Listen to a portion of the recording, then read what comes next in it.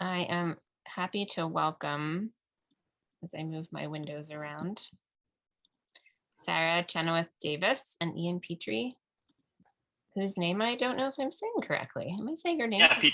Yeah, Petrie's right. Petrie's right. Okay, good. Yeah, like Land Before Time. Oh, yeah. Oh, that's right. That's from the past. All right. So as usual, I want to remind everyone that we're recording, and this will be posted on YouTube later by my fabulous colleague, Josie Bachman. Thank you, Josie, for doing that every week, so people get a chance to listen back if they ever feel like it. I also think it's important to start by acknowledging that we are on Lenni Lenape land. This is traditionally Lenni Lenape territory. And I learned recently that there are no federally recognized Indian tribes in Pennsylvania today, which seems like I was surprised to learn that and disturbed. So I don't know if that's something that maybe our advocacy could change over time. We know that most Native Americans were forced to leave Pennsylvania during the 1700s when Eastern tribes were being displaced by colonial expansion, but not all. Many Lenni Lenape people still live in this area and in South Jersey, actually. Most tribes that were once native to Pennsylvania ended up closer to Oklahoma. This land acknowledgement is itself a small gesture, but I think if we use it to think about doing research and learning more about the history and the contemporary Lenni Lenape people, hopefully we can continue Chief Tamanen's hope that there be harmony between the indigenous people of the land and the descendants of the immigrants to this land, as long as the rivers and creeks flow and the sun, moon, and stars shine. So I'm going to introduce you first to Sarah Chenoweth Davis, porcelain and pastry addict, grew up in the Midwest and earned an MFA in Applied Craft and Design from the Oregon College of Art and Craft and the Pacific Northwest College of Art, and a BA in biology from the College of Worcester, Ohio. Her work has been exhibited throughout the US and in Japan and has been featured in various publications, including Ceramics Monthly, the Journal of Australian Ceramics, and the interactive ebook American Eye Pottery. Community focused, Sarah is a past president of the Oregon Potters Association, served as an on-site coordinator for the 51st annual NCECA conference, and wrangled potters as a coordinator for the Gather, Make, Shelter, an ongoing citywide collaboration between housed and houseless artists in Portland, Oregon. Sarah most recently managed Eutectic Gallery in Portland, where she lived for 20 years before relocating to the Philadelphia area in 2021. She now serves as a studio assistant and teaching artist at the Clay Studio and teaches at Perkins Center for the Arts in New Jersey. Sarah maintains a home studio in South Jersey with her husband, Brian, a musician, and plays drums and sings for their band, The Sidewalk, but no longer plays the French horn. Nope. Maybe that will change soon. You never know. And Ian Petrie graduated with a Bachelor of Fine Arts degree from the University of Minnesota in 2013. He was selected for the Northern Clay Center's Fogelberg residency in 2013 and was a resident artist at the Worcester Center for Crafts in 2016-18. Ian has exhibited his work across the country, including the American Museum for Ceramic Art in Los Angeles in 2017. Currently residing in Philadelphia, Ian spends his time making pots when he is sick of the soul-crushing neatness of paper and ink, and drawing comics when he can no longer stand the sight of an endless barrage of dinnerware. Well-written bio there.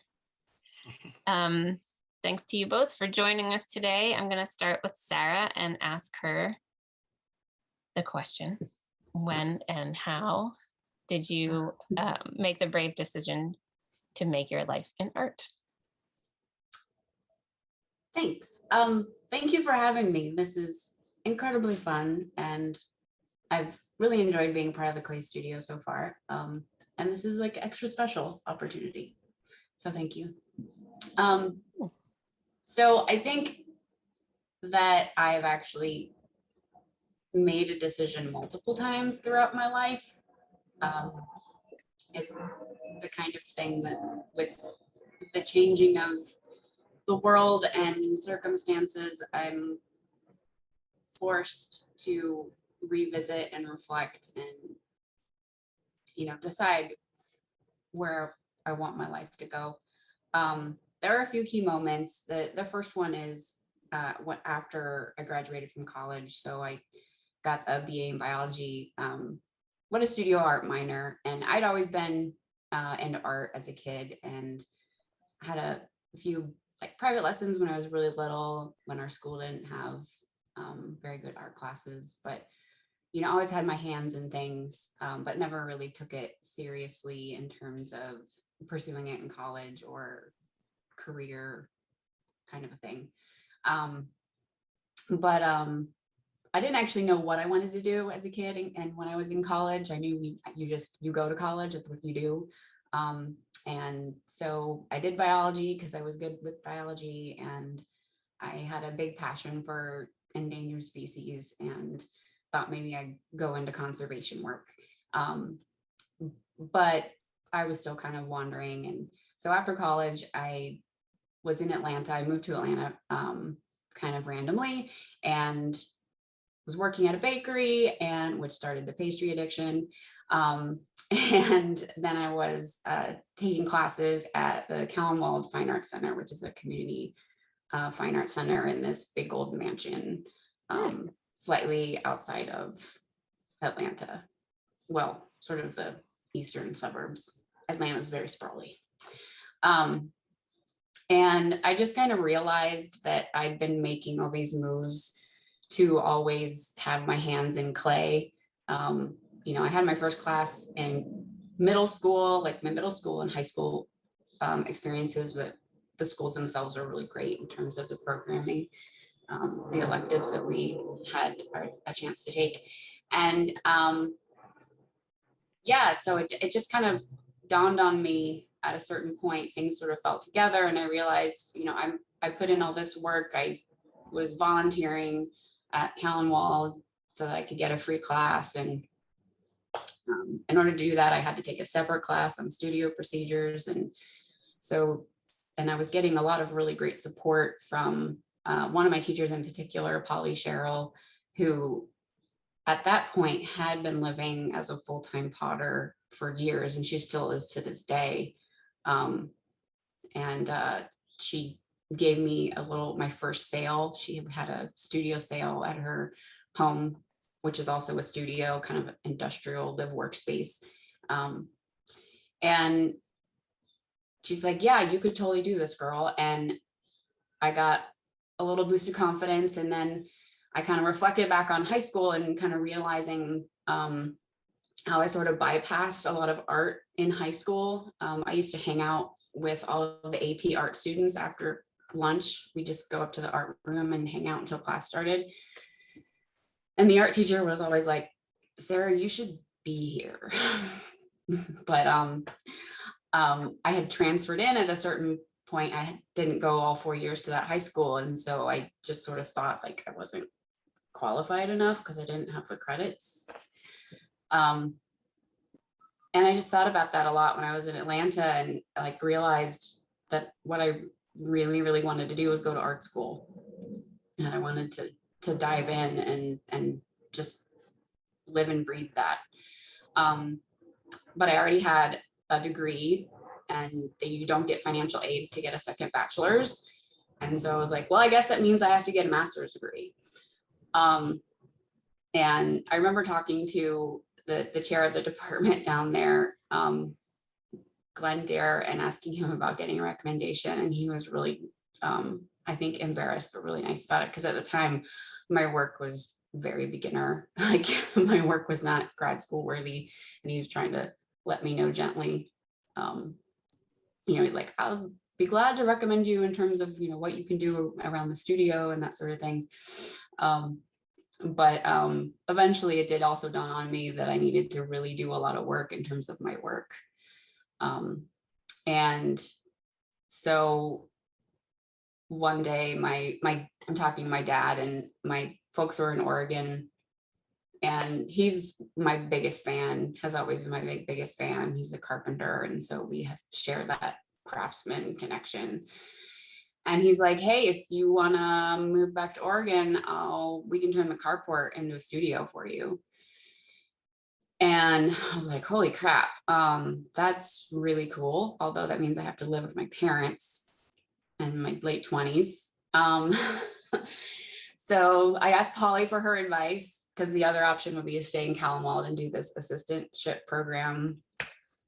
And she was like, this is a gift. This is huge. Like, if I were you, I'd totally take it. So I moved back home and got a couple of jobs here and there, worked at a ski resort, ended up working at this dog store, this like boutique dog shop, and all the while like building out this carport space with my dad. And but I still wasn't quite sure like what making it meant. And so half of my brain was thinking about other jobs, like i.e. careers, money making things that I could do. And my mom has a career in natural resource management with the government. And so she was, very encouraging of that biology side of me. So I ended up, as I'm just kind of by myself and with my dad's help, who didn't really know anything about ceramics, but he was totally into learning about kilns and was ready to build me a wood kiln on like day one. Like, no. So I got a job. I was interested in veterinary work. And so I ended up getting a job at a vet clinic as a vet assistant for a while. Thinking, okay, maybe this could be the thing that keeps me connected with biology, and maybe that's the thing that sustains me. And it was kind of fun for a while. It was really interesting. I really love dogs, especially growing up. We always had dogs and had a real like connection with them. But I don't know. I just got to a point where I really don't think I was strong enough emotionally for that work. It's very emotionally difficult to deal with how other people want to treat their animals and you don't necessarily agree. And there's a lot of gray there. Mm-hmm. And then it also would have, for advancement, had meant that I needed to go back to school if I wanted to get a better job. So to become a technician, a licensed technician.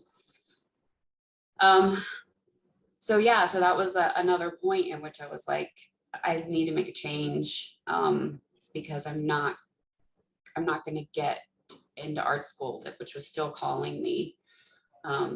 And so I remember walking into the owner, my boss, the vet's office, and being like, so, I know that I have this ambition with ceramics, and I think I mentioned to you, it is this dream of mine to go to grad school.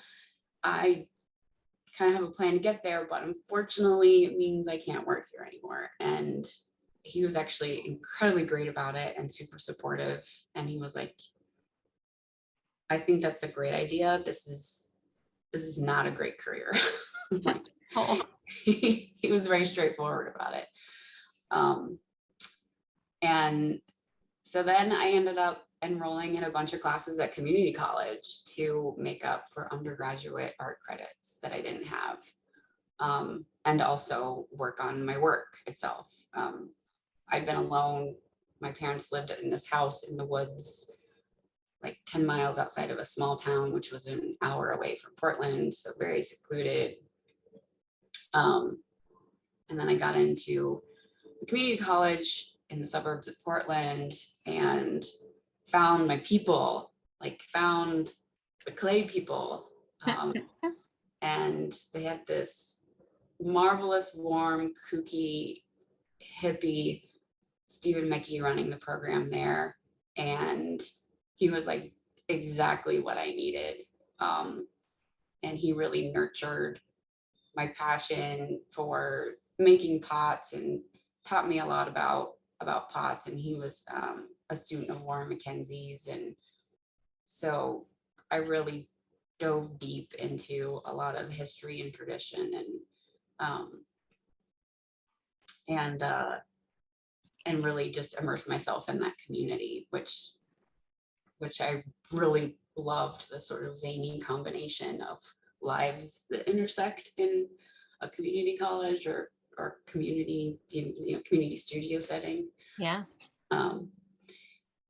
And kind of went off from there. I want to just share my screen so people can see some of your work as Okay. you. That's interesting. I mean, that's so great to hear that you were able to find, the community that you needed, and that you went from that to being an on-site coordinator for NCECA. I mean, that's like you really dove deep into those people.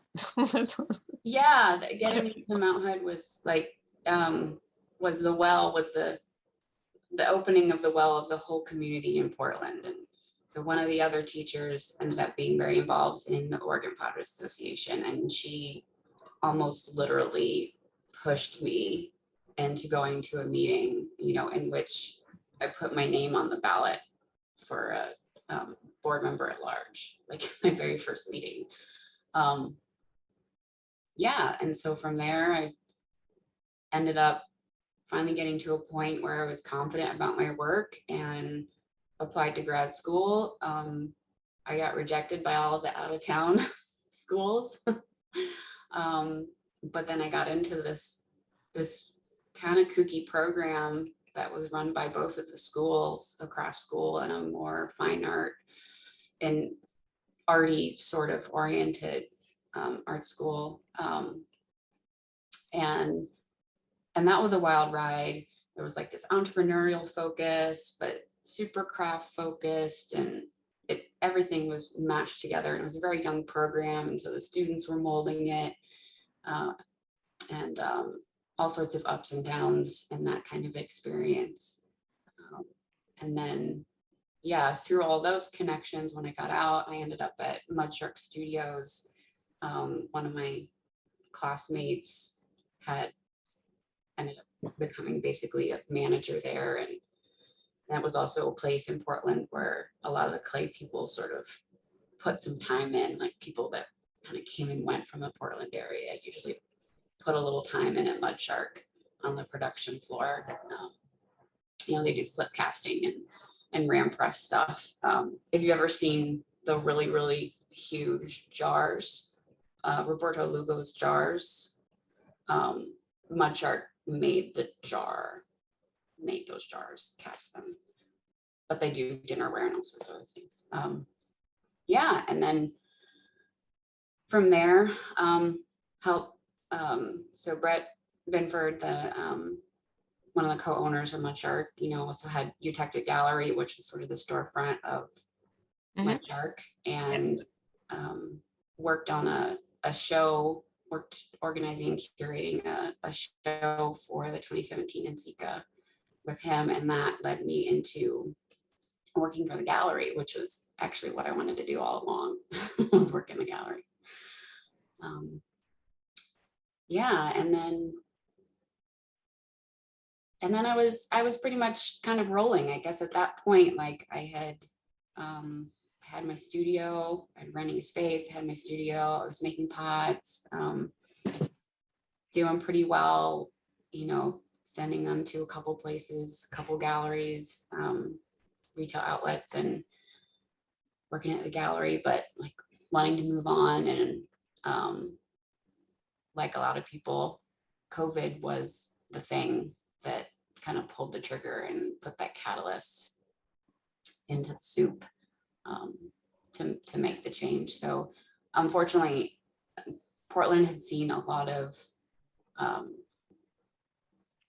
I don't know what to call it, negative events in terms of the art and craft sphere in recent years. Yeah, museum, including the closing of the program you went to, right? Yeah, so one of my alma maters is now gone. It was like a 100-year-old craft institution, and Museum of Contemporary Craft closed, and I had an internship there when I was in grad school, which was directly related to me wanting to pursue work in a gallery. I got to work on this big show, Object Focus the Bowl, and yeah, I that's absolutely loved it. It's a real tragedy that both of those organizations closed. Yeah. So when the opportunity came up for us to move to the Philly area, I was immediately on board. It's like, yeah, the Yeah, clay that's where the studio. clay studio is. I'll move there. No Yeah, problem. yeah, exactly. Like they're building a new building. Like that's the exact opposite of what's happening here in Portland. Yeah, it's true. We're very lucky. Yeah. I think I'm gonna come back to talking about your work. I think we'll ask Ian the question and then we'll come back to the object focuses. Thank you for sharing all that. It's amazing. It, like you said, it's just a series of decisions that we were talking about this yesterday, right? You have to make a decision every morning when you wake up, but you also have to make big decisions along the way. Yeah. Okay, I'm gonna stop sharing. Thanks, Sarah. Ian, would you like to answer the question? Do you need me to repeat it? Are you good? The brave decision to pursue the Make your artistic life career. an art. Yeah. Yeah. Yeah, I don't know. I mean, I think probably the like actual conscious decision came kind of at the tail end of high school. Obviously, like throughout high school, kind of trying to figure out, what I'm interested in and stuff like that. I think for the longest time, actually, I wanted to be a writer. But I don't know what happened to that exactly. I think I took a pottery course at my high school, probably last couple of years or so. And I don't know, just really enjoyed it. I had a really amazing ceramics teacher. And I think it's not like it was some, revelation or anything, but I was just, I think I was in the studio one day and just kind of realized that like, I'm looking for what my career is going to be, and conceivably people out there in the world make a living off of, this, like whatever this studio is. Do you want to tell us why did you know that, Ian? Why did you know people make pottery? Where did you live? Oh, yeah. So that's probably good. So, my ceramics teacher in high school, his name was Joe Samuelson, but he was a student of Warren Mackenzie, and I grew up in Stillwater, Minnesota, which I probably grew up like a 10-15 minute drive from Warren's studio, which isn't to say that I necessarily was like, 8 years old and taking the trip out to Warren's every weekend or anything like that. No, you just but knew that it was a thing, though. Like, yeah, and like the St. Croix Valley, is very like very very well known for kind of like rustic, like potters, potters making a living, just making the work and selling it. So yeah, I mean, I think I kind of just like thought, hey, this is something that could, conceivably be a thing. And so I decided to pursue that, and I went to the University of Minnesota for my undergrad, which is obviously, where Warren Mackenzie taught. He wasn't teaching while I was there, but I did study under Mark Ferris.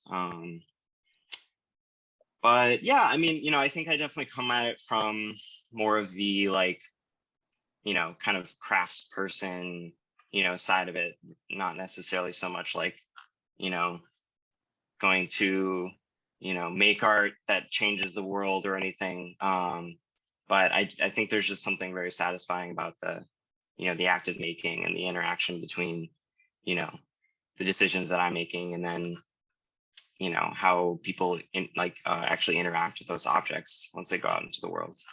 But yeah, and I think it's a really great point that like, maybe people have those like dramatic, Batman origin stories or whatever, but I think the idea of like constantly consciously or unconsciously making the decision day by day, I think is a really good one, because I mean, it's not like it's an easy path, really. It's like, you might, one day you're like feeling good and everything is lining up, and then the next day, something happens, and that right there, like that challenge is its own kind of, secondary or, third, decision or whatever. So I think that's a really good point, that it's kind of just a continuation of wanting to pursue. And I think ultimately it's just like there's also a certain maybe compulsion, like I think even if I was, had a day job at a bank or something, I would still like have a need to create in some fashion. So it's funny that you say bank. I have this this little fantasy of when I get really stressed out. I'm like, I just want to work at a bank. You go home, do whatever I want. But yeah, I mean, there's no something to be said because about I feel so lucky to be in this world and at the clay studio. But every now and then it's like, are those people not stressed out? Like, do they really just do their job and then leave and then not have to worry about it? Does that exist? Anyway, I think it's interesting that you said that you want to make pottery not necessarily art that's going to change the world, because I think pottery does change the world.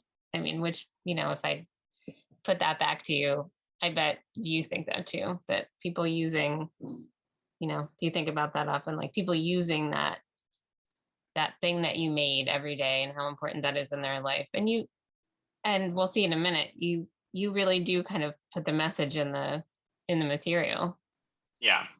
I mean, I don't want to necessarily like, not to like downplay, like I didn't mean, like, it's just like, I went to, I got a BFA, and, our program, the ceramics program there, all of our, like the ceramics majors, we were all very, I mean, it's art school. So, we're all doing our critiques and like tearing each other apart and, talking about all, all the different layers and all, all that sort of thing. And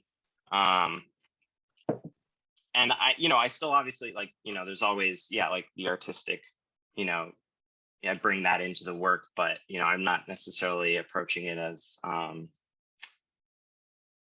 don't know. I think I am more interested in the kind of smaller scale, connection than necessarily like making some artwork that's going to go in a museum and bring someone to tears when they see it or whatever. Got it. Yeah, I can see the difference there, like a grand gesture. And it is those little gestures and people feeling, getting some kind of energy out of using this object every day that maybe actually can make more of a difference in the end, because it's like that everyday feeling. Yeah. So I am going to switch to your work. Oops. See, now I'm getting all confused with my windows. Hold on. I have only done this 150 times. So you have to bear with me. All right. So we'll go back to Sarah's work, and you can tell us a little bit about your form. I feel like your formal language is consistent in a way, like you're interested in these organic forms, but your patterns are so different. So talk a little bit about why these forms are attractive to you, or what you want to make.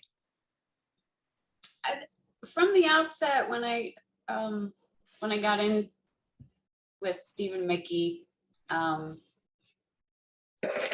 he has very much a Warren style, which I appreciated and that sort of thing. But from the beginning, the symmetry of the wheel, I love the wheel. I'm obsessed with the wheel, but the symmetry of it was never my jam, and so I, for a long time, was looking for different ways to break the symmetry.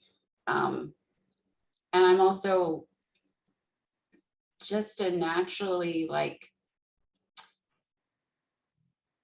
curvaceous, in like metaphorically speaking and literally speaking.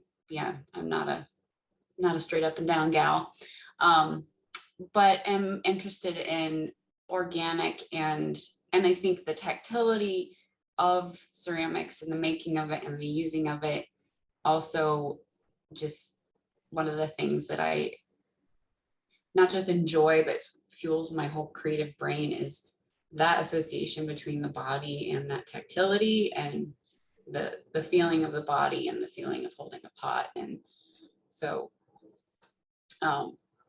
textures, similar to the textures of cloth or fabric or textiles or skin, or the things that I not emulate literally in the form and the surface, but it's the same sort of just physical bodily experience that I'm trying to radiate from the work. So getting out of symmetry was like the number one thing ages ago. And then one of my teachers, Natalie Warren's the one that pushed me into the Oregon Potters Association.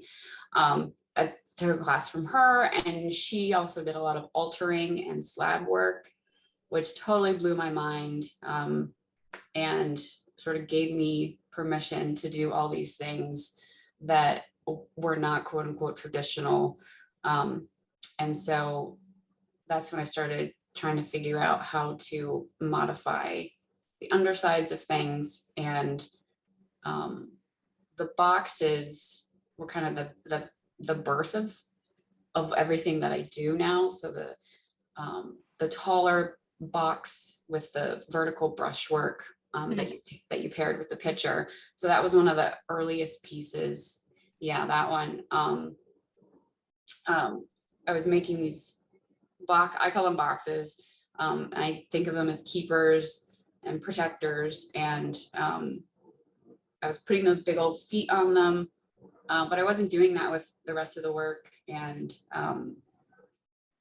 went through this kind of depressive point in 2009 and couldn't figure out how to like muster the energy to make anything, and everything in the studio was kind of bringing me down.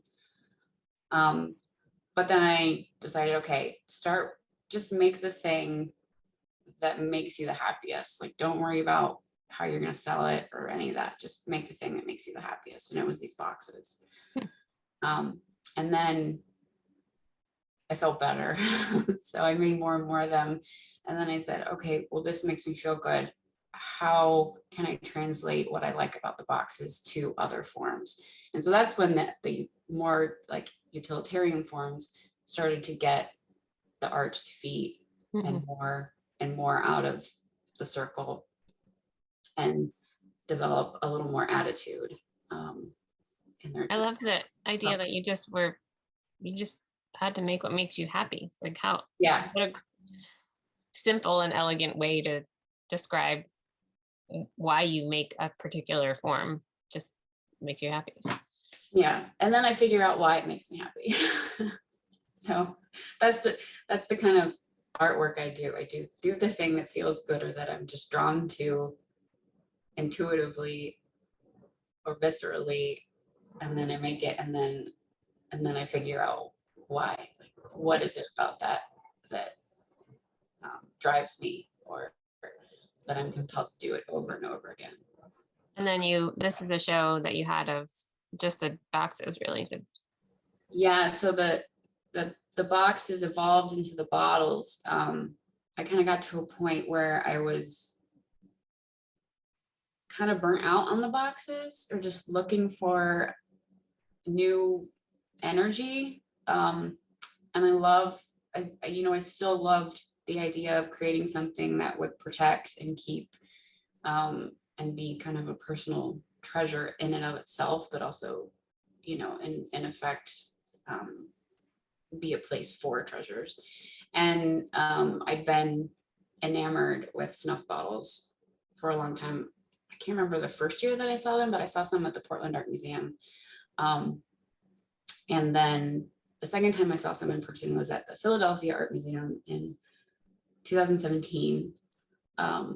And right after that, I don't know, the fire got lit a little stronger, and trying to figure out how to do something, how to take the things that I make and infuse the things that I love about the snuff bottles. And so I turned my boxes into more what I would call like a lidded jar, or like with a stopper lid. And that was a fun challenge to, figure out how the two parts came together. Right. And then you have such a variety of surfaces and the graphic quality of them. I can just imagine you kind of thinking of all these different surfaces, maybe one leads to the next and leads to the next. And that's great. So I'm gonna now ask Ian, and in a way, like that graphic quality of the last slide just so nicely segues into the graphic quality of Ian's work, which I didn't get to ask a little bit more about. Your comic work. Are you drawing? You say in your bio that you're sometimes just drawing comics like that don't have anything to do with pottery, perhaps. But also, it seems obvious to me that like that early interest in being a writer is given an outlet through these, again, just like that simple, elegant, like make what makes you happy. Here you figured out a way to like put the essence of telling a story into the images and the pots. Yeah, I think the whole writer aspect definitely did kind of follow me through. I kind of hit upon this way of decorating sort of at the tail end of my undergrad, and back then I was using iron laser printer decals, and I think ultimately it's really just about as with the connection to writing, it's really more about the narrative to me than anything else. Like I love comics. I mean, as you can see from my little bookcase there, and I grew up reading a good deal of comics, but I think for me it's more about the narrative side than anything. Like I think when I first started playing around with the process in undergrad, like I mean, honestly, I hated drawing. Like I had to take a drawing course in undergrad and I just could not stand it.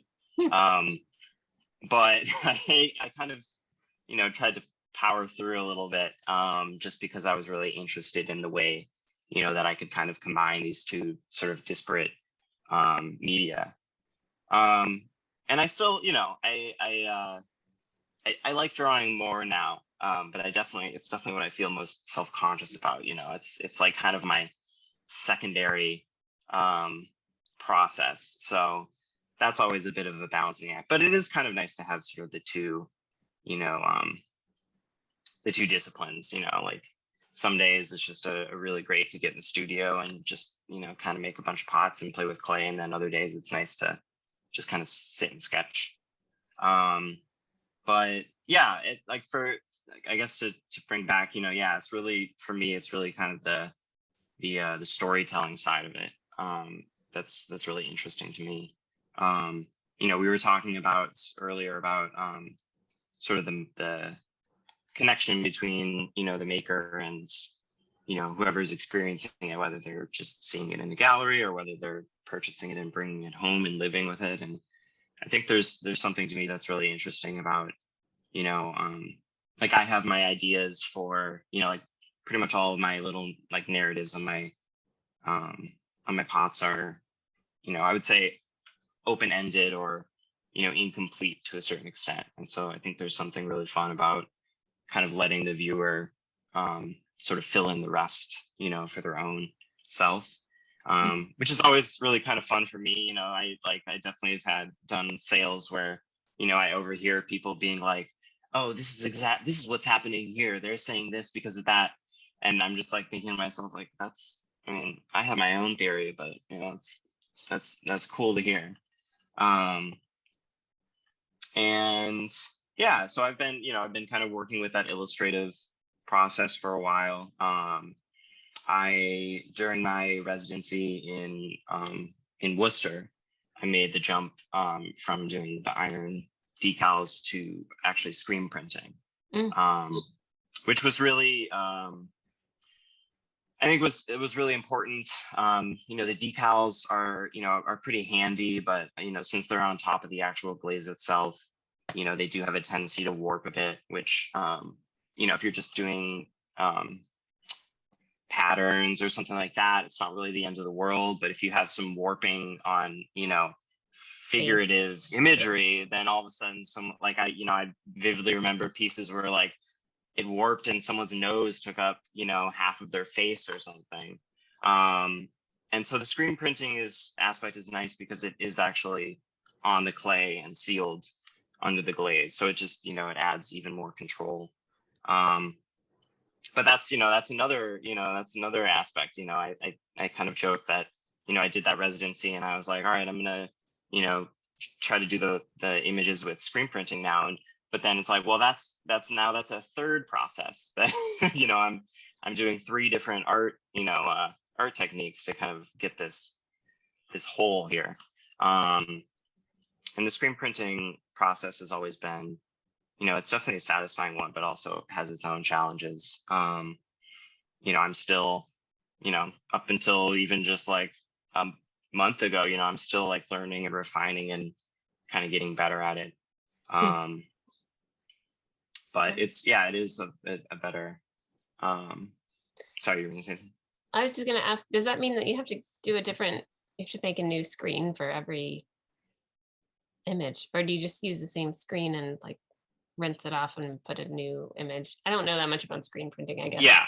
Yeah, I reuse the screens. But that's a good question. I mean, part of the reason at all that I'm doing anything, like screen printing or anything like this is, because I could arguably just illustrate the pieces directly. I could draw right on them.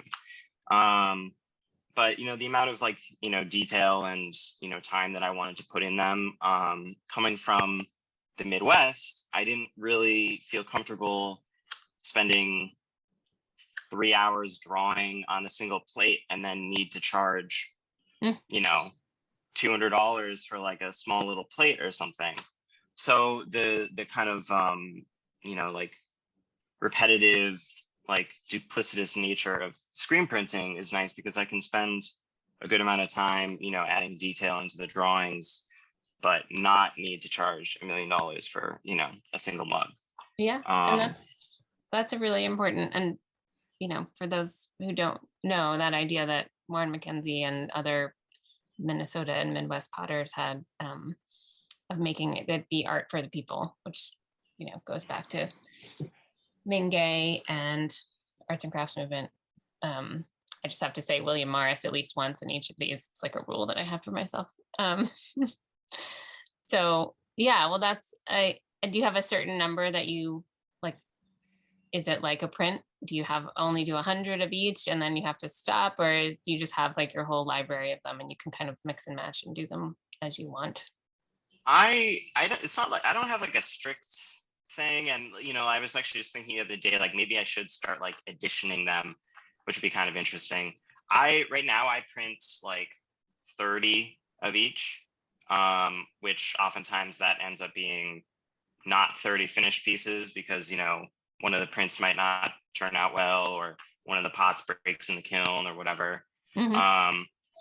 But and I think that's like a reasonable number, so that because it's a bit of a balancing act. I don't necessarily want to just draw, like 10 images and then just print those for the next 2 decades, or something like that. Like I want to kind of keep pushing myself. So, I print, I think, a reasonable amount that I, have some to play around with. It's not, I'm not only printing 10. So like if I lose a single one in the kiln, it's, like a heartbreak or something. But yeah. Yeah. Well, that ties nicely back to just one more question I had for Sarah, which is about her images. The same kind of thing. Are you drawing these or painting them to plan them out before you decide what the patterns are going to be, and do you only do one of each pattern? Talk to the same kind of question. So typically when I'm making a batch of pots, and just sort of routine making in the studio, I start making the forms, and then I think generally about color and maybe some patterns. I have stock patterns, I guess. So there are a variety of things that I do repeatedly, and I mix it up in terms of maybe focusing on a color or a couple of colors. So each batch of work is, to me, sort of like this mini body of work, and as a collection in and of itself, I think they each end up having kind of their own little identity or character. Even though I am reusing colors and reusing patterns, there's just so many of them. So in order to raise money this summer to build out my studio in our new house, I did a pre-sale, and I decided to do it all custom, like 100% top to bottom. You pick your colors, you pick your patterns. And so for the first time I did inventory and of my patterns and colors, and at a minimum, there's 10 different patterns and 10 different colors, which, you know, some of the patterns can have multiple colors. So it is a mind-boggling number of combinations. So I end up having moods when it comes to batches of work, in terms of wanting to spend a little bit more time maybe developing this pattern, and maybe I'm, you know, it's Portland February and I really miss the sun, and so I use a lot of yellow and orange. And Yeah, it's yeah, become that's moody. great. Well, and then I love the way this is kind of, other people could ask questions too. Please feel free to put your questions in the chat, but now I'm going to go back to Ian again and ask that idea about mood. So did you find your images changing during the pandemic? Is that like the question we are all asking all the time? It's getting boring, Right. but I'm still curious. Just because like they are so moody, you know, and evocative. My images? Yeah. Like really make you, like you really in there with the person when Yeah. Maybe a bit. I don't think quite like I mean, you know, I think the moodiness has always been kind of part of it. You know, like I'm a big you know, horror movie aficionado, and you know, like I definitely kind of like a lot of that, like the, you know, more kind of like darker narratives and stuff like that. And so I think, you know, I think the moodiness, if you will, has been there for a while. But yeah, I mean, I think the actual, you know, like the kind of little stories and snippets and stuff kind of, I mean, they come from all over. You know, some of them are, you know, like almost 100% or maybe slightly off 100%, you know, real life experiences, and some of them are just totally fabricated, and some of them are, you know, kind of things that I've, you know, people have told me, or, you know, whatever. But I think it all just kind of boils down to, you know, like just something that I think you know, will be, you know, evocative, and ultimately will be, you know, like I think there's something important about kind of the mystery of it too, you know, like, you know, when I'm a big fan of, you know, whether it's a movie or book or something, like I love a good uncertain ending, you know, like I know that drives some people crazy, you know, and they need it all tied up or whatever. But some of, you know, a lot of my, like, you know, my favorite, you know, pieces of media are things that are like, you know, you kind of have to decide for yourself, you know. Well, and that's the audience, like you were saying, the people who look at your work and have their own story immediately, which has nothing to do with what you were thinking. You know, you're letting people, really, you're letting them build the story themselves. Yeah. And I think there's, you know, the other thing when, you know, when we're talking about mood too, you know, I'm also really enamored with the idea of, you know, having, like, let's say, well, like this piece, for example, you know, this is maybe your cup that you drink, you know, an old fashioned or a Negroni out of or something. But obviously, you know, it's revisited, you know, it's not like you drink out of it and then throw it in the trash immediately. You know, you interact with it repeatedly. And I really like the idea, especially with this kind of open-ended narrative of, like, you know, one day you're, you know, using it and you are like looking at the narrative and you're construing it one way, and then the next day maybe you're in an awful mood and you know are thinking of a different story. And so it's kind of, it almost becomes sort of, you know, at least how I like to think of it, is kind of also becomes like a narrative prompt, if you will, you know. And do you have a comic or a graphic, do we say comic writer or graphic novelist that is your favorite, your, pinnacle person you look up to? Oh, pinnacle person. I see a message here. I do like R. Crumb a lot. And actually, I feel like I get a lot of people likening my illustration to him, which is obviously very, it's a great compliment. Yeah, I mean, I definitely am more interested in the kind of like slice of life sort of stuff. I'm not really a superhero guy, and I haven't really ever done tons of superhero readings. So, like I really like artists like Adrian Tomine, does a lot of, very kind of slice of lifey stuff. And Chris Ware is one of my favorite artists of all time. He does just some really brilliant, kind of explorations of just basically the mundane, just like daily life and living. And so like, those are kind of some of the things that I'm interested in narrative wise. As far as like aesthetically, I definitely take a lot of inspiration from like Japanese manga. Just because, I really love the pure black and white, the very kind of crisp starkness of it. And, they use a lot of halftone.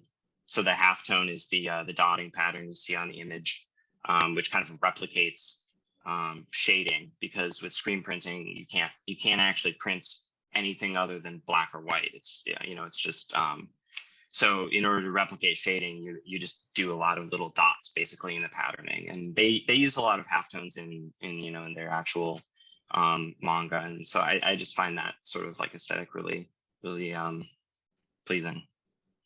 Yeah, that's great. I know he usually uses mice, but Art Spiegelman comes in terms of like just the like straightforward imagery and halftone. Yeah, absolutely. Yep. That's great. I know we're sort of getting to our end, so I'm just gonna ask Sarah one more time about, since we asked you who your inspiration is. Sarah, do you have? I mean, I'm definitely feeling some Yayoi Kusama here, but Oh yeah. is there anybody who do you think about as your? I don't know. Do you have an art world inspiration? I think the root of it, and I just thought of her in the past couple of seconds. That really, when I was in college, ever since I first saw her work, it's just been always there in my mind. Magdalena Dando, really that organic form, the reference to the body, and that just like celebration of line and form has been huge always for me. And some of my early like fangirl favorites, when I was coming up, like trying to figure out what my voice was, Julia Galloway was huge for me, and Kristen Kiefer. But some of the other things that are kind of always undercurrents in what I look at, which I don't know. I don't know if this makes sense or not, but Modigliani is someone that I think about a lot. And I looked at a lot of oh shoot, no, this is ridiculous. Giorgio Morandi. When I was in grad school, I just discovered his work, and visually, graphically very different, but the sensibility of form and grouping and collection and the way things interact together